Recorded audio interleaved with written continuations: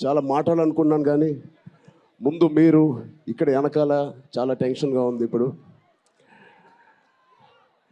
నిజంగా సినిమా పేరు game changer, అది నిజమే. శంకర్ గారు ఎందుకు పెట్టారో తెలియదు. తెర మీద బహుశా మేము చేసే పాత్ర ఒక గేమ్ చేంజింగ్ పాత్ర, కానీ నిజ జీవితంలో మీ అందరికీ తెలుసు, కేవలం ఏపీలోనే కాదు ఇండియన్ పాలిటిక్స్కి ఉన్న ఏకైక నంబర్ 1 గేమ్ చేంజర్ ఇవాళ పవన్ కళ్యాణ్ గారే.